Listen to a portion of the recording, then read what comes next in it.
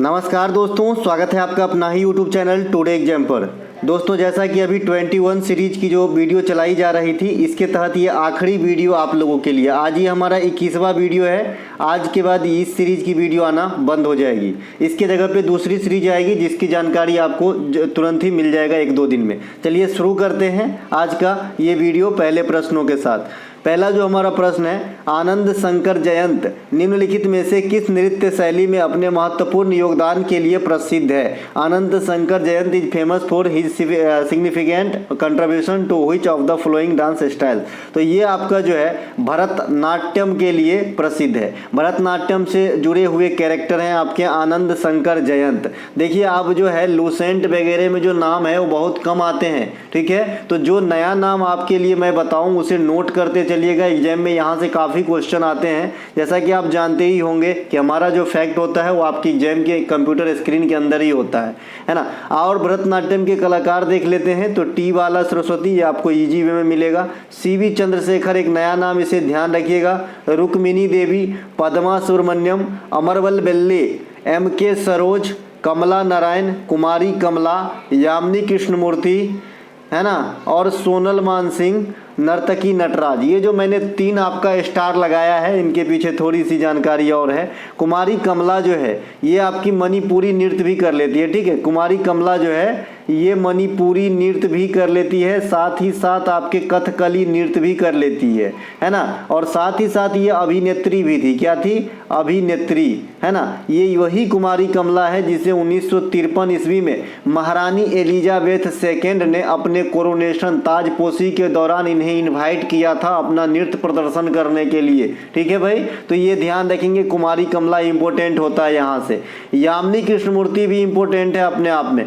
यामिनी कृष्णमूर्ति सबसे पहले एक यामिनी स्कूल ऑफ डांस खोले थे, जो कहाँ पे है तो ये पूछा जाता है इसका वेन्यू, तो आप बताते हैं कि ये दिल्ली में है। इसके अलावा यामिनी कृष्णमूर्ति भरतनाट्यम के अलावा कुचिपुड़ी भी कर लेती है। कौन सा नृत्य कर लेती दादा? कुचिपुड़ी भी कर लेती है। ये सोनल मानसिंह भरतनाट्यम के अलावा जो है ओडिसी भी कर लेती है। और इसके नाम से एक फेमस रिकॉर्ड है। कौन सा रिकॉर्ड है भाई? कि सबसे कम उम्र में पद्म विभूषण प्राप्त करने वाली नृत्यांगना कौन है? तो आपका सोनल मानसिंह है। इनके अलावा नर्तकी नटराज, इनके नाम से भी रिकॉर्ड है। 2019 ईस्वी में पद्मश्री पुरस्कार पाने वाली प्रथम ट्रांसजेंडर महिला, है ना।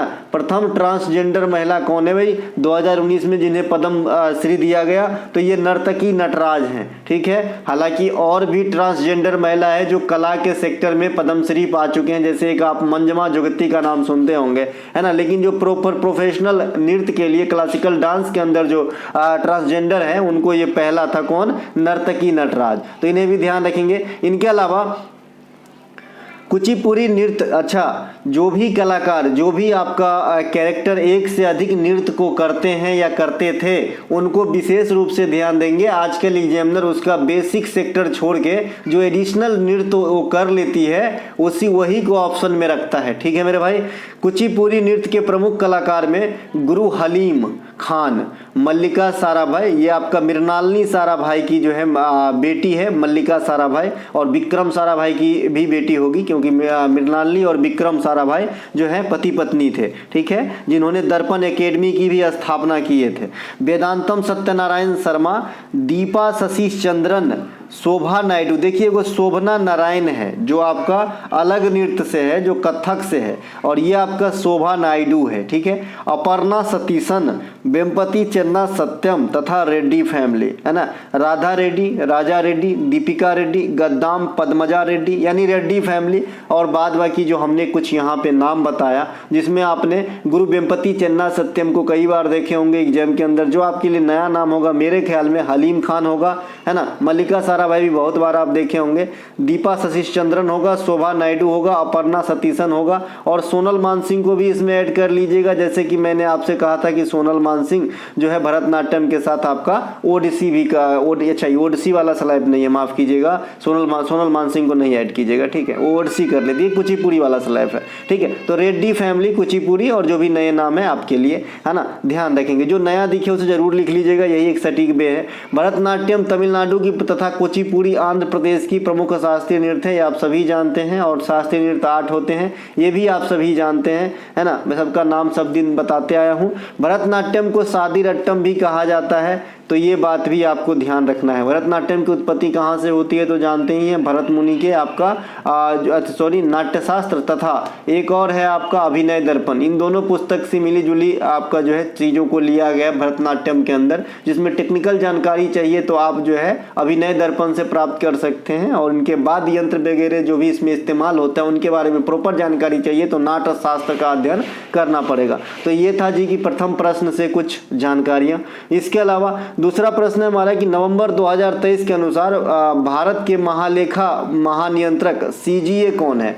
देखिए सबसे पहले अधिकांश बच्चे, एक तो सीजीए होता है और एक आपका सीएजी होता है, कैग होता है। ये जो कैग होता है इसका डायरेक्ट रिलेशन कहाँ से होता है ना, लोक लेखा समिति से होता है। कहाँ से होता है कैग का जो है रिलेशन, तो लोक लेखा समिति से होता है। लोक लेखा समिति, लोक लेखा समिति में कितने सदस्य होते हैं आप लोग कमेंट कीजिएगा। ऑप्शन देता हूँ 15, 22, 30 और मैं एक दे देता हूँ 24। तो आप बताइएगा कि कितने सदस्य होते हैं लोक लेखा समिति में, है ना। इसके अलावा एसएस दुबे है आपका वर्तमान में सीजीए, और सीएजी जो है कैग जो है ना, ये है आपका गिरीश चंद्र मुर्मू। कौन है भैया, गिरीश चंद्र मुर्मू है जो देश के 14वें कैग है।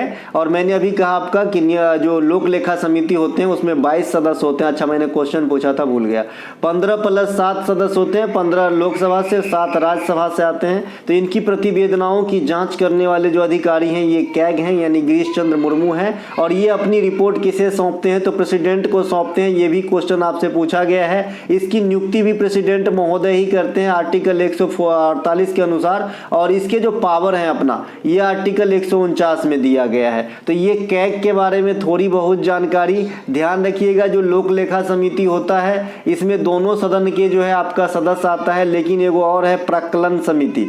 इस प्राक्कलन समिति में ओनली लोकसभा के 30 सदस्य जो है रहते हैं, इसमें राज्यसभा की कोई भी सदस्य नहीं रहता है। इसके अलावा राष्ट्रीय हरित न्यायाधिकरण एनजीटी के अध्यक्ष कौन है। ये देखिए इंपॉर्टेंट ये चीज है एनजीटी, क्योंकि बहुत सारे देश में इस प्रकार की व्यवस्था नहीं है, है ना। तो ये न्यायमूर्ति प्रकाश श्रीवास्तव जो है एनजीटी के नए अध्यक्ष हैं। सॉलिसिटर जनरल ऑफ इंडिया कौन है, तुषार मेहता जी। ये पुराना क्वेश्चन है। वर्तमान में भारत के महान्यवादी कौन है, आर वेंकट रमनी। महान्यवादी की आर्टिकल भी आपके लिए इंपॉर्टेंट होते हैं, 76 होते हैं। महान्यवादी राष्ट्रपति के जो है प्रसाद पर्यंत पद को धारण करते हैं। प्रसाद पर्यंत मतलब जब तक राष्ट्रपति चाहे।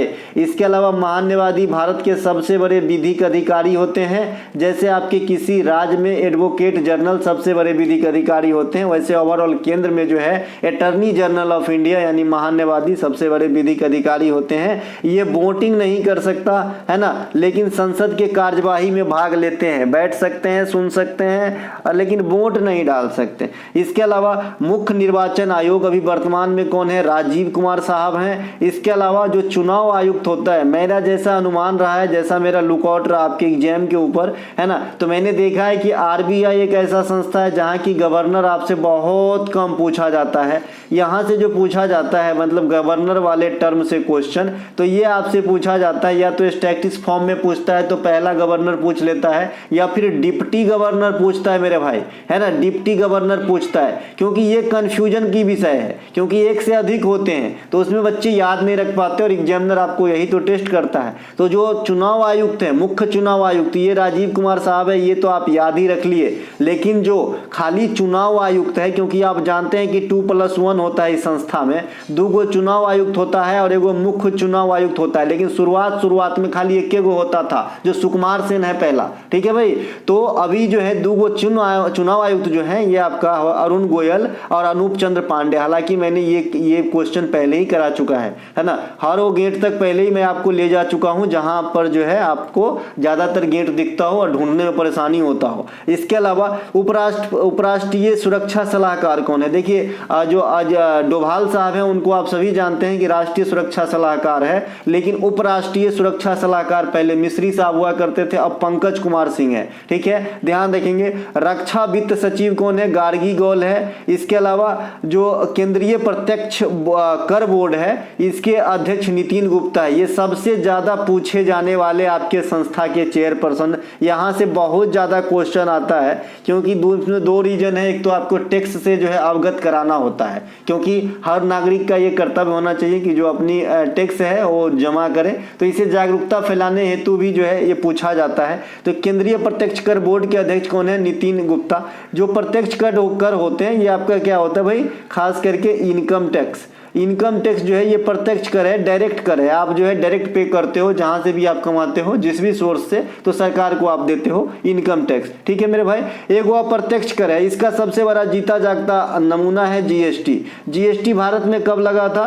तो जुलाई 2017 में लगा था। इसके संवैधानिक जो अमेंडमेंट है ये ज्यादा पूछता है, तो 101वां जो है इसके संविधान संशोधन है। जीएसटी की स्लैब मैंने बताया है 0, 5, 12, 18 और 28, ये 5 प्रकार के स्लैब है। 0 को अगर नजर किया जाए तो जो एक्टिव स्लैब है ये 5 होता है, बाद बाकी जीएसटी पे छूट होता है अगर 0 बोल रहा है तो। ठीक है मेरे भाई। इसके अलावा मेगास्थनीज द्वारा रचित पुस्तक इंडिका किस भाषा में लिखी गई है? देखिए आजकल भाषा का बड़ा ही जो प्रचलन चल रहा है। जैसे अभी आपने एक एग्जाम हुआ था हाल फिलहाल, उसमें रेहला की भाषा पूछा गया था। इससे पहले बाबरनामा की बाबर की जो किताब डायरी है उसकी भाषा पूछी गई थी, यानी आत्मकथा, सॉरी, ऑटोबायोग्राफी है ना। तो ये भाषा पे थोड़ा ध्यान रखें। इसके अलावा जो भी पड़ोसी देश है इंडिया की उसकी जो प्रचलित भाषा है ये जरूर याद रखें। मैं फिर से जो नए बच्चे जुड़ रहे हैं, अब मैं देख रहा हूँ थोड़ा थोड़ा बच्चा जैसे जैसे एग्जाम नजदीक आता जाता है मुझे याद करते जाते हैं, आ रहे हैं, तो उन नए बच्चों के लिए थोड़ा सा एक बार मैं ये पड़ोसी का जो भाषा है जरूर एक्सप्लेन कर दूंगा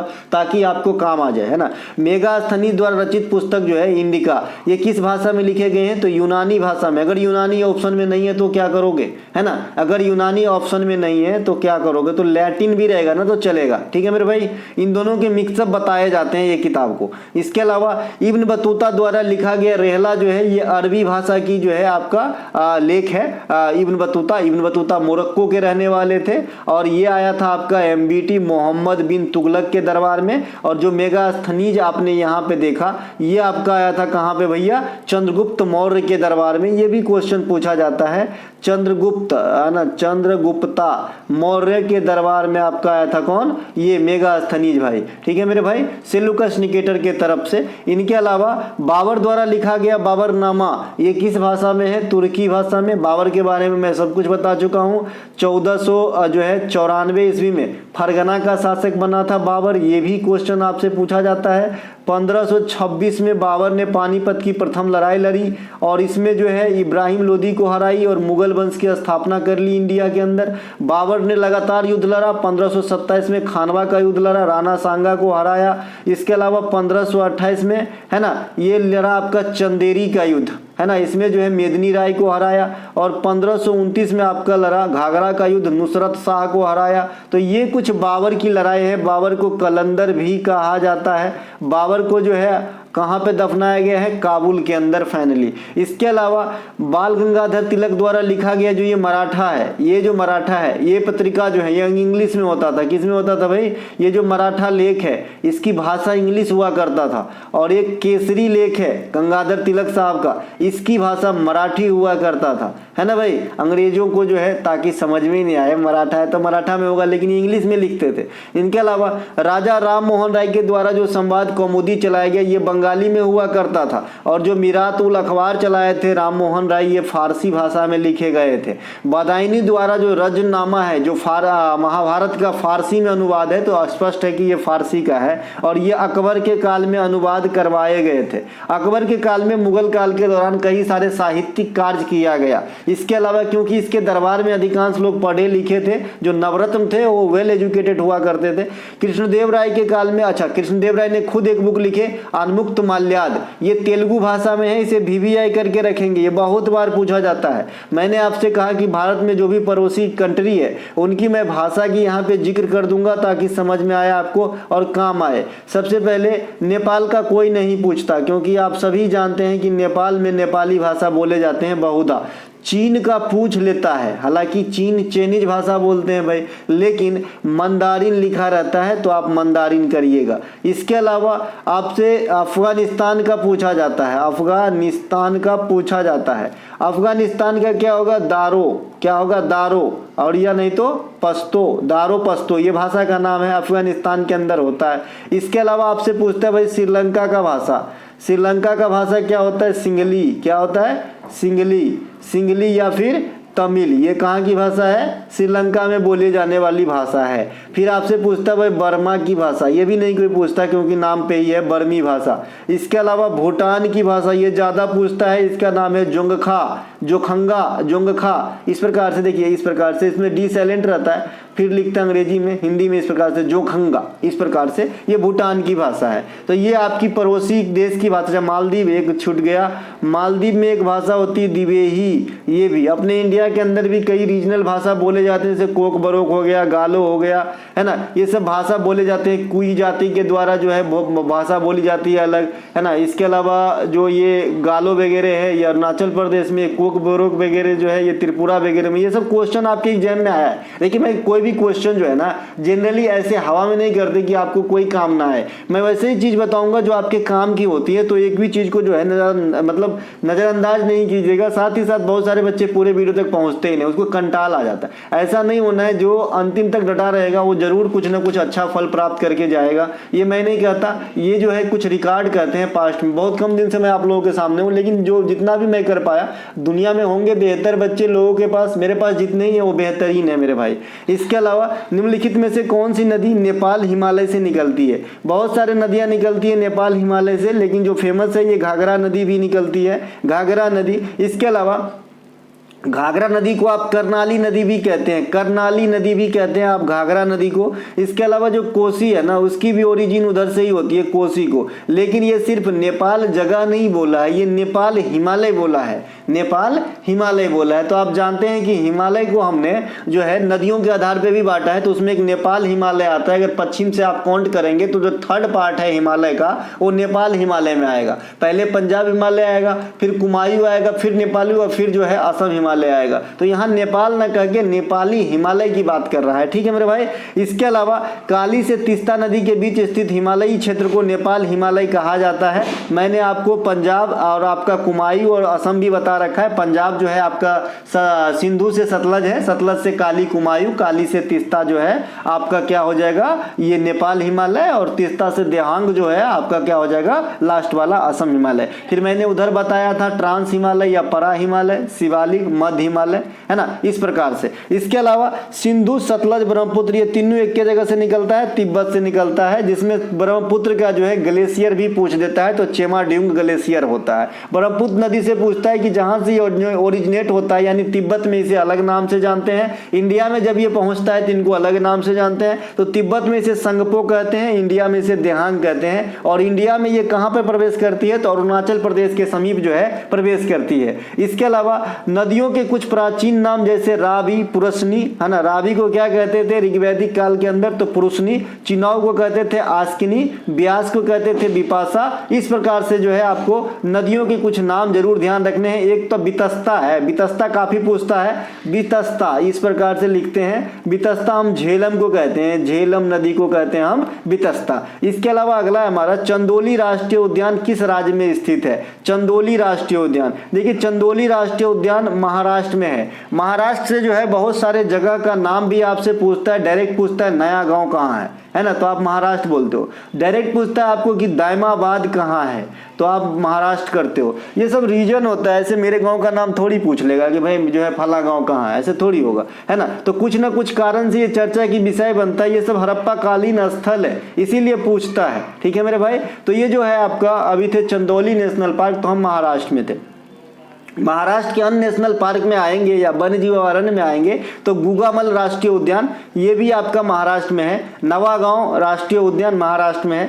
संजय गांधी, इसे ही बोरीवली राष्ट्रीय उद्यान कहते हैं, ये भी महाराष्ट्र में। तडोबा राष्ट्रीय उद्यान ये महाराष्ट्र में है। पेंच राष्ट्रीय उद्यान, अगर इसमें एमएच यानी महाराष्ट्र ऑप्शन में नहीं है, जब कभी पूछे तो एमपी ऑप्शन में जरूर रहेगा, ठीक है। तो महाराष्ट्र या एमपी, पेंच राष्ट्रीय उद्यान। जीजा माता उद्यान ये भी महाराष्ट्र के भाई कला में है ना, जहां पे आपने माटुंगा स्टेशन आपने सुना होगा कि जो पूर्णतः लेडीज से संचालित इंडिया का पहला रेलवे स्टेशन माटुंगा है, जो कहां पे है तो यही भाईखाला स्टेशन से थोड़ा पीछे है, जहां जीजा माता उद्यान है। इसके अलावा महाराष्ट्र में एलोरा भी है, अजंता भी है, महाबलेश्वर भी है ना, त्रिमुकेश्वर भी है, भीमाशंकर भी है, शनि सिग्नापुर भी है।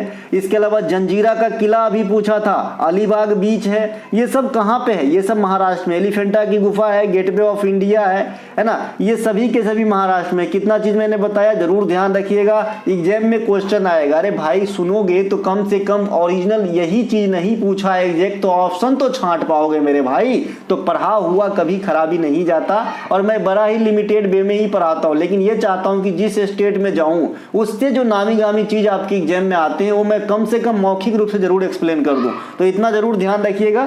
अजंता, एलोरा, महाबलेश्वर, त्रिमुकेश्वर, भीमाशंकर, शनि सिग्नापुर। इसके अलावा आपका जो है साईं शिरडी बाबा मंदिर है तो लेकिन पूछेगा नहीं, बहुत फेमस है। जंजीरा का किला, एलिफेंटा की गुफा, इसके अलावा गेटवे ऑफ इंडिया, ये सब जो है महाराष्ट्र के अंदर है। महाराष्ट्र पश्चिमी तट के सहारे हैं, और महाराष्ट्र में जो भी बंदरगाह होगा ये पश्चिमी घाट की बंदर होगा, क्योंकि आप जानते हैं कि अरब सागर के किनारे ही आपका गेटवे ऑफ इंडिया बसा है, और उसके ठीक सामने मात्र 130 मीटर की दूरी पे आपका ताज होटल भी है ना, जो आप जानते ही होंगे, जहां से जो है हमला भी हुआ था एक साल। इसके अलावा मोल्लेम नेशनल पार्क, ये कहाँ पे है? मोल्लेम तथा भगवान महावीर, ये दोनों है आपका कहाँ पे? नेशनल पार्क, गोवा के अंदर स्थित है। गोवा के अंदर भी मैंने बहुत कुछ बता रखा है। कोंकणी भाषा बोली जाती है, कोंकण तट कहते हैं, फेनी पेय पदार्थ होता है, सिमगो, इसके अलावा चिकल कालो, इसके अलावा मड उत्सव, इसके अलावा तरंग मेल फेस्टिवल, ये सब गोवा में होता है। तटीय राज्य में सबसे छोटा होता है। प्रमोद सावंत जो है मुख्यमंत्री होते हैं, श्रीधरन पिल्लई जो है राज्यपाल होते हैं। इसके अलावा गोवा में अभी जो है एयरपोर्ट का नाम बदलकर मनोहर पर्रिकर के नाम पे रखा गया है। ये सब गोवा में हो जाता है। गोवा में 37वां राष्ट्रीय खेल हो जाते हैं। इसके अलावा मुकुंदरा हिल टाइगर रिजर्व,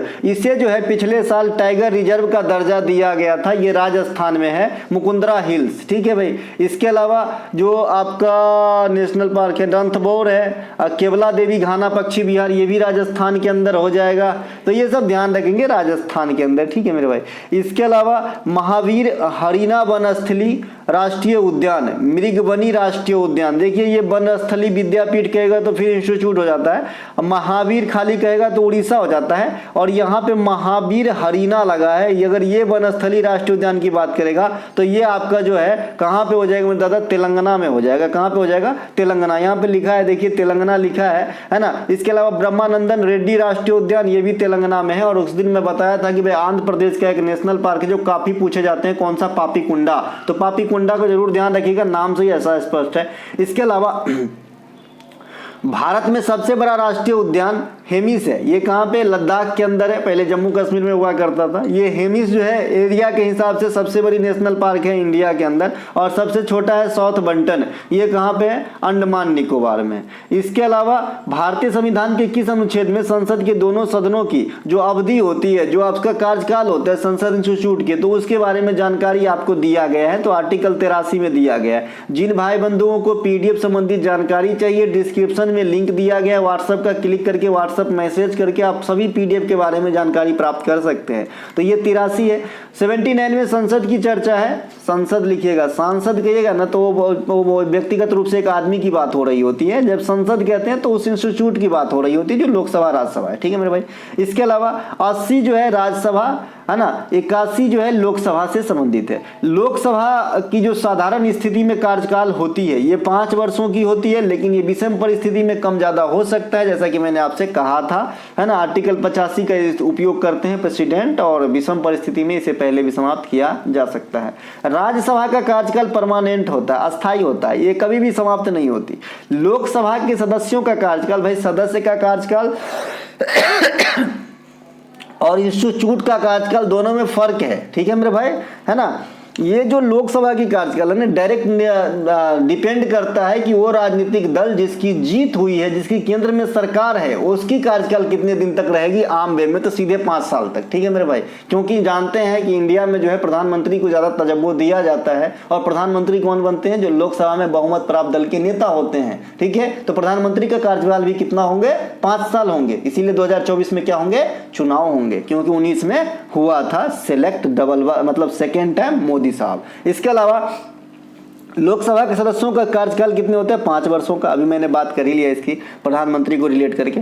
जबकि राज्यसभा के सदस्यों का कार्यकाल कितना होता है? 6 वर्षों का। आपने देखा कि वहां पे राज्यसभा का जो है कार्यकाल अपने आप में परमानेंट होता था, लेकिन उनके अंदर जो सांसदगण होते हैं तो उनकी कार्यकाल कितने होते हैं? 6 वर्षों का, राज्यसभा वाला सांसद का। इसके अलावा राज्यसभा में प्रति दूसरे वर्ष कितने सदस्य अवकाश ग्रहण करेंगे? तो 1/3 1/3 सदस्य जो है अवकाश ग्रहण करेंगे, रिटायर होंगे। लोकसभा में एंट्री के लिए आपकी न्यूनतम उम्र सीमा कितनी होनी चाहिए दादा? तो 25 वर्ष होनी चाहिए, और राज्यसभा में 30 वर्ष होनी चाहिए। इसके अलावा अनुच्छेद 105 में क्या है कि जो सदनों की शक्तियां हैं, जो भाई ये जो आपका लोकसभा है, राज्यसभा है, उनके जो अपने कुछ पावर है, अधिकार है, उनके बारे में आपको जानकारी दी गई है। अनुच्छेद 108 जो है राष्ट्रपति साहब को ज्वाइंट सिटिंग बुलाने के लिए पावर देते हैं कि भाई संयुक्त अधिवेशन बुलाएंगे, लेकिन अध्यक्षता नहीं करेंगे, अध्यक्षता स्पीकर करेंगे। इसके अलावा 110 में क्या है भाई? धन विधेयक। धन विधेयक में किस सदन का ज्यादा पावर होता है? आप लोग मुझे बताएंगे, लोकसभा या राज्यसभा। इसके अलावा लोकसभा 17 अप्रैल 1952 तथा राज्यसभा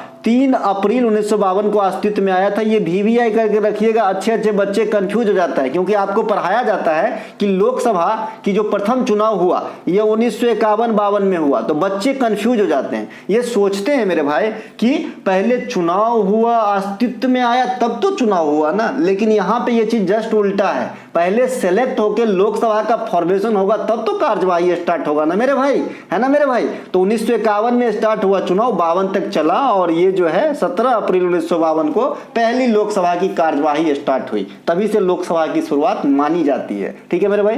3 अप्रैल 1952 को राज्यसभा। इसके अलावा लोकसभा का पहला चुनाव 1951-52, फिर से वही बात है, 1951 में स्टार्ट हुआ था, लास्ट में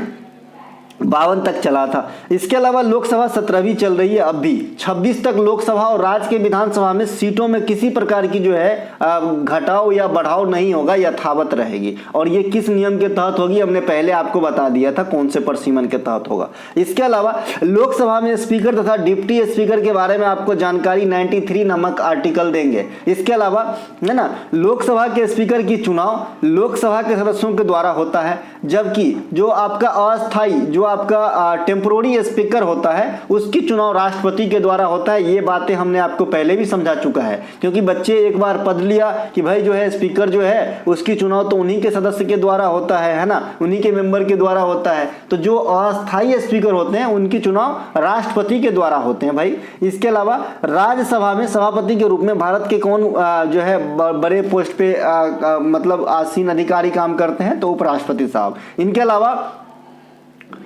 बीटन कप तथा स्टेनली कप किस खेल से संबंधित है? तो बीटन और स्टेनली कप जो है ये आपका हॉकी से संबंधित है, ये खेल हॉकी में होता है। इसके अलावा हॉकी से संबंधित कुछ और कप देख लेते हैं, जिसमें ज्यादातर आपका जो है घरेलू कप पूछता है। Indira gold cup, Modi gold cup. देखिए एगो इंदिरा गोल्ड कप है, एगो मोदी गोल्ड कप है। रंजीत सिंह गोल्ड कप है ना, रंगा स्वामी कप, ध्यानचंद ट्रॉफी। ये तो नाम से स्पष्ट है कि हॉकी के जादूगर के नाम पे हॉकी का ही खेल होगा। लेडी रतन टाटा ट्रॉफी कई बार आपने देखा होगा, और आगा खां कप काफी पॉपुलर है। तो इन दोनों को याद करने की आपको कोई जरूरत नहीं है, आपके काम के नहीं है, क्योंकि आप ऑलरेडी स्टोर करके रखे हो। जो आपके पास स्टोर नहीं है उस पर विशेष फोकस करें। इनके अलावा आते हैं हॉकी के मैदान की लंबाई। देखिए जनरल वे में आपके एग्जाम में 91.4 लंबाई लिखा हो सकता है और चौड़ाई 55 मीटर हो सकता है, लेकिन ये एग्जैक्ट नहीं है, ठीक है, ये एग्जैक्ट नहीं है ना, मैंने आपको इतना बता दिया। लेकिन अगर फील्ड हॉकी में लिखा होगा भाई फील्ड हॉकी की लंबाई कितनी होती है, तो गज में बात करेंगे तो 100 गज, और चौड़ाई करेंगे तो 60 गज। इनको कन्वर्ट किया गया है मीटर में, तो मीटर में लंबाई अगर बात करेंगे तो 91.44 मीटर होगा अगर फील्ड हॉकी लिखा है तो। अगर 2 आंकड़े तक आपको जनरली मैं क्या कहा कि भाई आपको जो है इसे लिखा मिल सकता है, लेकिन अगर 45 लिखा है दशमलव के बाद 49 लिखा है तो 44 वाला मारना लंबाई, ठीक है। और चौड़ाई जो है 54.86 वाला मारना, ये 55 के करीब है, ये करीब वाला लिखा गया है, ठीक है। तो ये 54.86, क्योंकि इस बार का जो आपका एक एग्जाम हुआ था, मेरे ख्याल में दिल्ली पुलिस से पहले एक एग्जाम हुआ था, कोई एग्जाम हुआ था मुझे अभी याद नहीं है, शायद सीजीएल का मेंस हुआ था, उसके अंदर जो है एक ऐसे ही खेल का डायमीटर पूछा और सबको जो है मात्र 0.1 या 2 का डिफरेंस रखा, जैसे 55.13, 55.15 इस प्रकार से ऑप्शन दे दिया। तो मेरे हिसाब से एग्जामिनर ये बड़ा नाइंसाफी किया, लेकिन फिर भी आपको यहाँ पे जरूर ध्यान रखिएगा, है ना, क्योंकि इतना एक एक आंकड़ा थोड़ा तो रियायत दो भाई, हम बच्चे हैं भाई। इसके अलावा हॉकी खेल में 11 खिलाड़ी होते हैं तथा यह मैच 60 मिनट की होती है। पहले ये मैच 70 मिनट की होती थी अंतर्राष्ट्रीय स्तर पे 2019 ईस्वी से पहले। इस खेल में उपयोग की जाने वाली 2 प्रकार की जो कार्ड होते हैं, एक तो येलो कार्ड होते हैं, यहाँ पे यह लिखा गया है, इसको येलो कर लीजिएगा, येलो कार्ड होते हैं, और एक आपका रेड कार्ड होता है। येलो कार्ड से सिर्फ चेतावनी दिया जाता है कि हम जो है घर छोड़ देंगे, और रेड कार्ड से जो है घर छुड़वा दिया जाता है। कहने का मतलब है येलो कार्ड से चेतावनी देते हैं, रेड कार्ड से सीधे जो है खिलाड़ी को मैदान से बाहर कर दिया जाता है। इसके अलावा हॉकी के गोल पोस्ट की ऊंचाई है 3.66 मीटर और क्रॉस बार की ऊंचाई है 2.14 मीटर। अभी हमने इससे पहले आपको जो है वॉलीबॉल के अंदर जो आपका नेट लगा होता है, इसकी ऊंचाई जो है मेल और फीमेल में अलग अलग है, बता दिए हैं कि मेल में 2.43 और फीमेल में जो है 2.14 मीटर होता है। इसके अलावा हमने वॉलीबॉल में 18 और 9 रेशियो दिया था, और बीच वॉलीबॉल में हमने 16 और 8 रेशियो दिया था। लंबाई और चौड़ाई का जरूर ध्यान रखिएगा। बीच वॉलीबॉल बालू पे खेला जाता है, समुद्र के किनारे को भाई बीच कहते हैं, और एक सैंडविच वाला बीच होता है, और एक 2 आदमी में जो मिड में बैठा होता है उसको भी बीच बोलते हैं। इसके अलावा एगो बीच भूतो होता है भाई, बीच, है ना, उसका स्पेलिंग अलग होता है। लेकिन हाल में ही अंतर्राष्ट्रीय सौर गठबंधन का 95वां सदस्य देश कौन बना है? तो 95th मेंबर जो बना है आपका, ये कौन बना है भाई? सौर गठबंधन, अंतर्राष्ट्रीय सौर गठबंधन का, तो ये चिली बना है, चिली, है ना। आपने Chile saltpetre, Norwegian saltpetre का नाम जरूर सुना होगा, इंडियन साल्ट पीटर, तो उसी वाला चिली है ये। तो ये चिली अंतर्राष्ट्रीय सौर गठबंधन का मुख्यालय कहाँ पे है? हरियाणा के अंदर है, गुरुग्राम में। इसकी स्थापना 2015 में एक विचार विमर्श इस पे किया गया था, लेकिन ये काम करना 2016 से लगभग स्टार्ट किया। तो ये जैसा आपसे पूछेगा वैसा आंसर दीजिएगा, है ना। स्थापना में 2015 नहीं भी हो सकता है, 2016 भी हो सकता है, ठीक है। लेकिन जो यहाँ से स्टार्टअप और कोई चीज की जो नींव रखे जाने की बात होती है वैसी की स्थापना मानी जाती है, तो ये 2015 में ही हुआ था। इसके अलावा एशियन का 11वां देश कौन बना? आसियान का फुल फॉर्म भी पूछता है, बता रखे हैं, association of south east Asian nation. 2 बार इसे देख के बोलिएगा, याद हो जाएगा, जिंदगी में कभी नहीं भूलिएगा। इसमें 11वां सदस्य देश बना है तिमोर लेस्टे, और ये इंडिया के रिलेशन में किधर का देश है? तो ये वाला पोर्शन का देश है। इसके अलावा G20 का 21वां सदस्य के रूप में किसे चिन्हित किया गया? तो अफ्रीकी यूनियन को। अफ्रीकी यूनियन में कितने जो है देश हैं, मैंने आपको कमेंट के माध्यम से आपसे आशा रखता हूं, क्योंकि मैंने ये पहली बार जैसे ही हुआ था उसके एक दिन के बाद आपको बता दिया था। उस समय हमारे ख्याल से 57 वाला ही सेट चल रहा था मेरे ख्याल में। इसके अलावा यूएनओ के 193वां सदस्य देश जो है दक्षिणी सूडान है, तो ये बात भी आपको ध्यान रखना है। देखिए, सूडान की राजधानी खार्तूम है और इसकी राजधानी जुबा, तो ये ध्यान रखेंगे। इसके अलावा निम्नलिखित में से किसे बंगाल में मुस्लिम पुनर्जागरण के जनक के रूप में माना जाता है? देखिए, ओवरऑल इंडिया में अलग हो जाएंगे। फिर आज़ादी के पहले कहेंगे तो अलग अलग लोग उपाधि दिए थे कि भाई ये जो है अग्रदूत हैं, ये मुस्लिम पुनर्जागरण के अग्रदूत कहलाएंगे, या जैसे राजा राम मोहन राय को जो है भारत का अग्रदूत कहा जाता है। तो ये अलग अलग। यहाँ पे बंगाल के रिलेशन में पूछा गया है कि बस बंगाल में इस्लाम समुदाय के पुनर्जागरण के रूप में किसे जाना जाता है? तो नवाब अब्दुल लतीफ खान को जाना जाता है, ठीक है। एक महान कैरेक्टर जो है और है सर सैयद अहमद खान, जो अलीगढ़ विश्वविद्यालय के लिए जाने जाते हैं, तो उन्हें भी ध्यान रखिएगा, है ना। बाद में की जो मुस्लिम लीग है उसके संस्थापक भी पूछे जाते हैं, आगा खां, सलीमुल्लाह खां, तो इन्हें भी ध्यान रखेंगे, है ना। आंध्र केसरी टी प्रकाशन को कहा जाता है। कश्मीर का अकबर जैनुल आबदीन को कहा जाता है। भारत का लौह पुरुष सरदार वल्लभ भाई पटेल को और लौह महिला इंदिरा गांधी को कहा जाता है। तो इस स्लैब में कुछ आप उपनाम देखें। इनके अलावा भारत का नेपोलियन समुद्रगुप्त को कहा जाता है और ईरान का नेपोलियन नादिर शाह को कहा जाता है। अशोक को देवनाम प्रियदर्शी कहा जाता है। अजात शत्रु को कुनिक कहा जाता है। इसके अलावा चंद्रगुप्त प्रथम को महाराजा धीराज कहा गया था। चंद्रगुप्त द्वितीय को विक्रमादित्य कहा जाता है। इनके अलावा आधुनिक भारत का जनक राजा राम मोहन राय, आधुनिक भारत का जनक, आधुनिक भारत का पिता, आधुनिक भारत का अग्रदूत, सब मिला जुला के एक अर्थ देता है राजा राम मोहन राय साहब, क्योंकि इन्होंने जो है कई सारे कुरीतियों को मिटाने में अहम योगदान दिया है। इनके अलावा बंगाल विभाजन 1905 कर्जन के समय हुआ था, क्योंकि यहाँ बंगाल से क्वेश्चन है। एक क्वेश्चन और याद रखिएगा, बंगाल में हुगली नदी के किनारे अंग्रेजों ने अपना पहला फैक्ट्री 1651 में लगाया था। ये बंगाल के रिलेशन में पहला फैक्ट्री की बात हो रही है, न कि ओवरऑल, क्योंकि आप जानते हैं कि फैक्ट्री पहले ही लग चुका था अंग्रेज में 1651 से पहले। ठीक है मेरे भाई। इसके अलावा निम्नलिखित में से कौन सी एक घटना लॉर्ड चेम्सफोर्ड के काल में नहीं हुआ था? लखनऊ समझौता, इंपीरियल बैंक ऑफ इंडिया की स्थापना, सैडलर विश्वविद्यालय आयोग, कांग्रेस की लाहौर अधिवेशन। देखिए, जो कांग्रेस की लाहौर अधिवेशन है इसकी ईस्वी होती है 1929, तो ये आपका चेम्सफोर्ड के काल में नहीं होगा। बाद बाकी सभी अपने अपने जगह सही है। ठीक है मेरे भाई।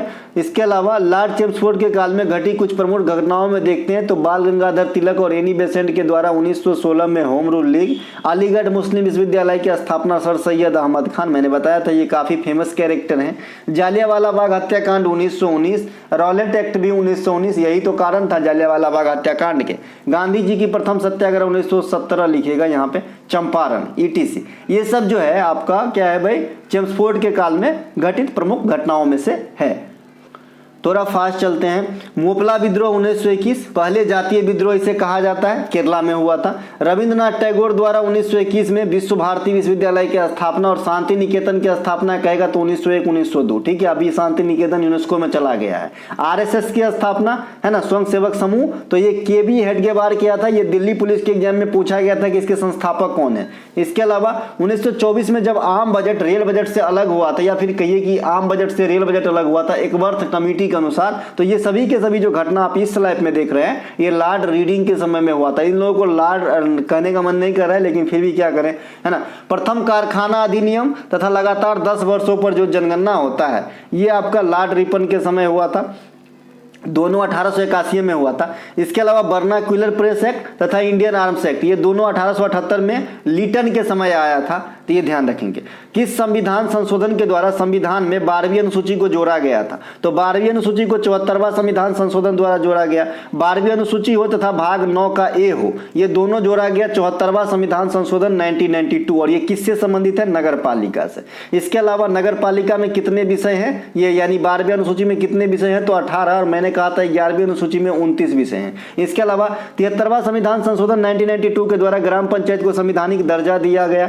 इसके अलावा 73वां संविधान संशोधन कब लागू होती है? 24 अप्रैल 1993 को। इसीलिए 24 अप्रैल को क्या मनाते हैं? राष्ट्रीय पंचायत दिवस। अभी वर्तमान में पंचायत राज मंत्री कौन है? तो गिरिराज सिंह है, तो इन्हें ध्यान रखेंगे। पंचायत में आपको एंट्री चाहिए, आपकी एज जो है न्यूनतम 21 वर्ष होना चाहिए। पंचायत की चुनाव हो चाहे नगर पालिका की चुनाव हो, कौन करवाता है? राज्य के जो चुनाव आयोग होते हैं, जो स्थानीय निकाय होते हैं, उसके द्वारा करवाया जाता है। भारत में त्रिस्तरीय पंचायती व्यवस्था में ढांचा इस प्रकार है कि ग्रामीण स्तर पे ग्राम पंचायत होता है, ब्लॉक स्तर पे पंचायत समिति तथा जिला स्तर पे जिला परिषद होता है। मुद्रा जो योजना है उसमें आर का क्या फुल फॉर्म है? तो रीफाइनेंस होता है। मुद्रा का पूरा फुल फॉर्म होता है macro units development and refinance agency. आप जानते हैं कि जो मुद्रा योजना ये 2015 में आया था, इसमें 50,000 से लेकर 10 लाख तक का लोन दिया जाता है। शिशु वाला में 50,000 तक, किशोर वाला में 50,000 से 5 लाख, और तरुण वाला वर्ग में 5 से 10 लाख रुपया दिया जाता है। एनजीटी का फुल फॉर्म क्या होता है? National green tribunal. अभी आपने देखा कि श्रीवास्तव साहब इसके जो है हेड है। इनके अलावा सीसीटीवी, इसका फुल फॉर्म क्या होता है? Closed circuit television.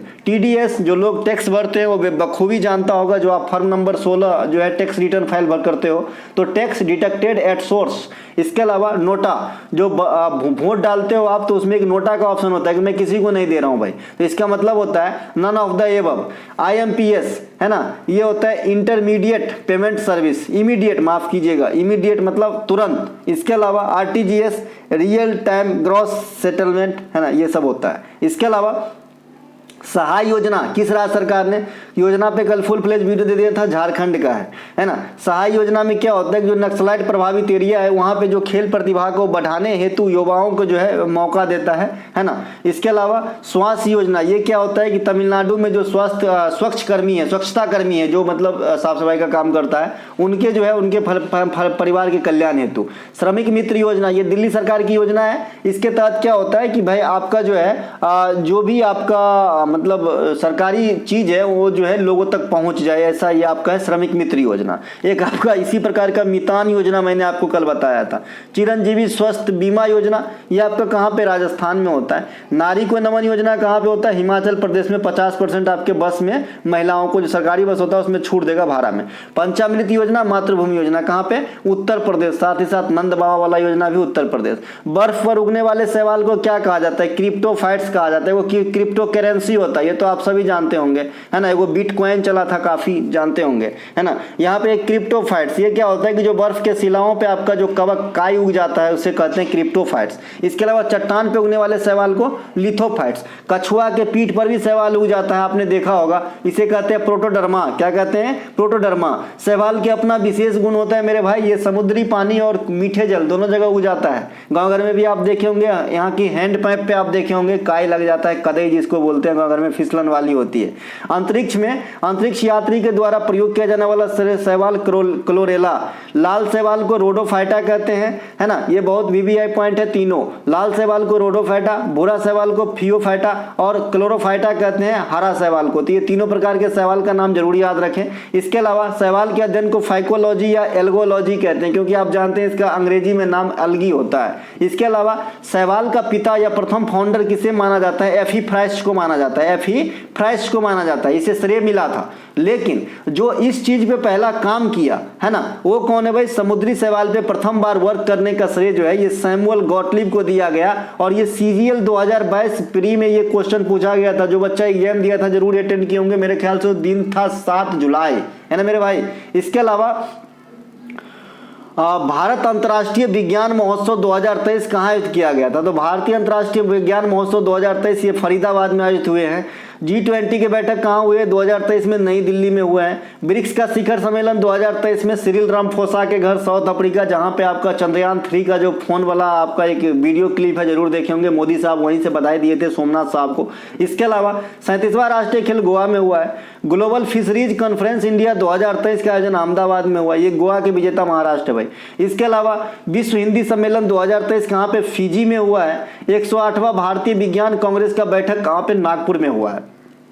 इसके अलावा वर्ष 2015 के अनुसार भारत में मुस्लिम आबादी कितनी थी। अब ये 2015 मैं इसलिए लिखा हूं कि कंफ्यूज हो जाओ आप, है ना भाई। जनगणना 2011 के जो डाटा था धार्मिक वाला, तो 2015 में जो है आयुक्त के द्वारा सौंपा गया, ठीक है। तो इसीलिए यहाँ पे जनवरी आपको बरगलाएगा 15 लिख के, ताकि आप भटक जाओ। लेकिन पूछ रहा है कि 11 के अनुसार ही, ठीक है मेरे भाई।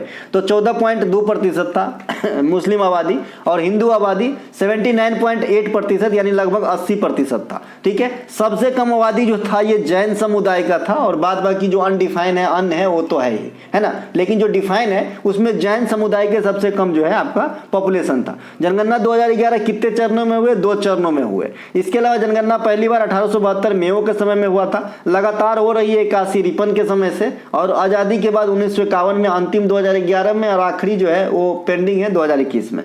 सबसे अधिक जनसंख्या कहाँ पे, उत्तर प्रदेश में। सबसे कम कहाँ पे है, सिक्किम के अंदर है। सबसे अधिक जनसंख्या घनत्व की बात करेंगे बिहार, सबसे कम घनत्व की बात करेंगे अरुणाचल प्रदेश। सबसे अधिक साक्षरता केरल की है, सबसे कम साक्षरता बिहार की है। सबसे अधिक लिंगानुपात केरल की है, सबसे कम लिंगानुपात हरियाणा की है। बाद बाकी जनगणना पे कोई भी डाटा आपको चाहिए, जनगणना पे पूरा वीडियो पर ही है, टॉप ट्रेंडिंग टॉपिक वाइज वाला पीडीएफ में, सॉरी प्लेलिस्ट में। साथ ही साथ मैंने जनगणना पे इतना चीज अब तक पढ़ा दिया हो कि कोई भी क्वेश्चन छूटेगा नहीं। सल्तनत पे 1325 से 51 तक किस शासक ने शासन किया, मोहम्मद बिन तुगलक ने 1325 से 1351। इससे एक क्वेश्चन बनता है कि विजयनगर साम्राज्य की स्थापना के समय सल्तनत पे कौन शासक था, तो मोहम्मद बिन तुगलक भाई, क्योंकि 1336 ईस्वी के बीच में मतलब पड़ेगा।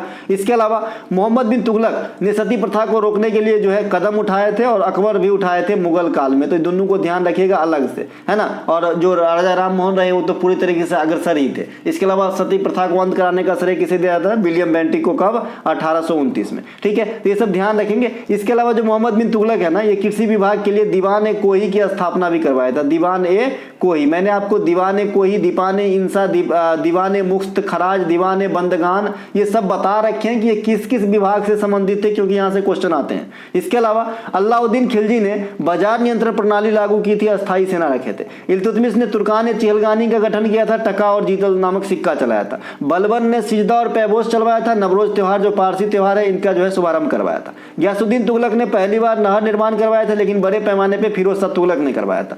सल्तनत में 5 वंशों ने शासन किया, गुल खिलातुम सलमनो, गुलाम खिलजी, तुगलक, सैयद लोदी। पहला शासक जरूर याद रखिए, कुतुबुद्दीन ऐबक, जलालुद्दीन खिलजी, गयासुद्दीन तुगलक, खिज्र खां और बहलोल लोदी। 1206 से लेके 1526। 1526 में क्या हुआ था? पानीपत की प्रथम लड़ाई, और आपका जो है बाबर के द्वारा मुगल वंश की स्थापना हो गई थी। कोप इंडिया संयुक्त सैन्य अभ्यास 2023 भारत और किस देश के बीच संपन्न हुई? तो जो कोप इंडिया है, ये भारत और अमेरिका के बीच होती है। यह सैन्य अभ्यास जो है, इसमें आपका वायुसेना भाग लेते हैं, ठीक है। और ये कहां पे हुआ है? तो आगरा के अंदर हुआ है, ध्यान रखेंगे। इसके अलावा कोरपैट 2023 ये भारत और थाईलैंड के बीच होता है, नौसैनिक संयुक्त सैन्य अभ्यास है, और ये अंडमान सागर में हुआ है। और जो किसी सागर में होता है, खास करके इंडिया में, तो काफी वीवीआई हो जाता है। तो कोरपेट 2023 जरूर याद रखिएगा, भारत और थाईलैंड के नौसैनिक सैन्य अभ्यास, और ये अंडमान सागर में हुआ है। अंडमान सागर के बारे में एक और क्वेश्चन आपको पढ़ा रखा हूं, पहले याद कीजिएगा क्या होती है। जैसे मैंने बहुत सारे सागर के जो पार्ट याद करा रखा हूं कि भाई अरब सागर किसके पार्ट है, बंगाल की खाड़ी किसके पार्ट है,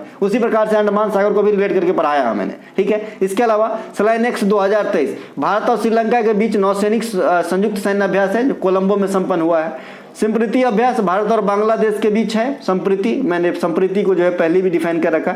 ये थल सेनाओं का संयुक्त सैन्य अभ्यास है, ये मेघालय में हुआ है। इसके अलावा नवाखाना महोत्सव किस राज्य में मनाया जाता है? तो ये छत्तीसगढ़ में। छत्तीसगढ़ के अन्य महोत्सव में आएंगे आप, तो बस्तर दशहरा ये सबसे फेमस है, अपने आप सबसे अधिक दिन तक 75 दिन तक दशहरा होती है भाई। गोंचा महोत्सव, भोरमदेव महोत्सव, कजरी महोत्सव। देखिए खाली कजरी नृत्य कहेगा तो छत्तीसगढ़ मत मार दीजिएगा, कजरी नृत्य कहेगा तो आप उत्तर प्रदेश मार सकते हैं, ठीक है, उत्तर प्रदेश है ना। उत्तर प्रदेश ऑप्शन में नहीं रहेगा तो उत्तराखंड मारेगा, लेकिन छत्तीसगढ़ नहीं मारेगा कजरी में, है ना। लेकिन कजरी महोत्सव जो है आप जो है कहाँ पे मारेंगे? छत्तीसगढ़ में, नृत्य नहीं। इसके अलावा चंपारण मेला, ये आपका चंपारण बिहार में है, लेकिन चंपारण जो मेला है ये आपका छत्तीसगढ़ में भी लगता है। हरेली महोत्सव छत्तीसगढ़ में एगो होता है हरेला, हरेला आपका उत्तराखंड में होता है। राउत और नाचा ये दोनों भी आपका कहाँ? छत्तीसगढ़ में। पंडवानी नृत्य फॉर्म है छत्तीसगढ़ में। कर्मा और सैला ये भी आपका छत्तीसगढ़ में। तो ये छत्तीसगढ़ के कुछ आपका लोक कला। इसके अलावा छत्तीसगढ़ में बस्तर दशहरा 75 दिन तक होती है। पार्टिकुलर ये क्वेश्चन पूछा गया कि कितने दिन तक होती है। छत्तीसगढ़ में बैलाडीला प्रमुख लौह उत्पादन क्षेत्र है। इनके अलावा छत्तीसगढ़ में महानदी का उद्गम होता है और चित्रकूट जलप्रपात ये भी छत्तीसगढ़ में, जिसे भारत का न्यागरा कहा जाता है। इसके अलावा 2023 में छत्तीसगढ़ के 3 प्रमुख हस्तियों को पद्मश्री से सम्मानित किया गया कला के क्षेत्र में। यहाँ पे कल लिखा गया, मैं कला कर दूंगा, है ना। एक आध जो है मिस हो जाता, मैं PDF आपको सही करके दूंगा भाई, एक एक वर्ड, कोई टेंशन लेने की बात नहीं है, है ना। तो कला के क्षेत्र में सम्मानित किया जाएगा, किया गया भाई। तो डोमार सिंह कुंवर, अजय मंडावी और उषा बारले को। उषा बारले जो आपका पंडवानी से ही जुड़ी हुई है, इन्हें भी ध्यान रखेंगे। इसके अलावा भारत के लेह में सबसे कम वर्षा क्यों होती है? बहुत कम वर्षा होती है आपके लेह लद्दाख में, आप जानते होंगे क्यों होती है भाई? तो ये वृष्टि छाया में पड़ता है। मैंने आपको वृष्टि छाया और पवन विमुख, है ना, ये बता रखा हूं कि क्या होता है। पवना विमुख, पवना विमुख या फिर वृष्टि छाया, ये दोनों क्या होता है मैंने आपको बता रखा था उस दिन। यहाँ पे जाने दीजिए लिखा क्या है, मैं आपको समझाता हूँ, है ना। कि मान लीजिए ये आपका पहाड़ है, ये हमारा जो है पहाड़ है ना। यहाँ से जो है मान लीजिए कोई भी जल का स्रोत है, ये जब नमी युक्त हवा ऊपर चलता है तो ये पहाड़ से टकराता है। तो ये टकराएगा तो ऊपर जाके जो है यहाँ पे संघनित हो जाता है, बादल का रूप ले लेता है। और ये बादल जब बरसेगा तो इस ढाल पे इसी से जिस साइड टकराया था उसी साइड ज्यादा वर्षा कराता है। तो इसे हम कहते हैं भाई पवना विमुख ढाल, ठीक है। और अगर इसके अपोजिट साइड देखेंगे, बैक साइड जहां पे ये जा ही नहीं पाया, तो उसे हम कहते हैं वृष्टि छाया, है ना, यानी वर्षा वाला छाया, है ना। तो वहां पे कम वर्षा होता है, तो इसीलिए जो है आपका लेह लद्दाख में कम वर्षा होता है। भारत में अधिकांश वर्षा दक्षिण पश्चिम मानसून में होती है। सबसे अधिक वर्षा मासिन राम मेघालय में होती है दुनिया में, है ना। इसके अलावा वर्षा का अधिकांश स्रोत अरब सागर से 60% आता है, जबकि दूसरा सर्वाधिक स्रोत वर्षा बंगाल की खाड़ी से आता है 40%। इसके अलावा उत्तरी पूर्वी पूर्वी मानसून के कारण वर्षा कहाँ होती है? तमिलनाडु में। अभी आपने चक्रवात का नाम सुना होगा, आया है ना। तो ये सब जो है अभी लौटते हुए मानसून में वर्षा है। इसके अलावा कोरोमंडल तट पर भी वर्षा होती है।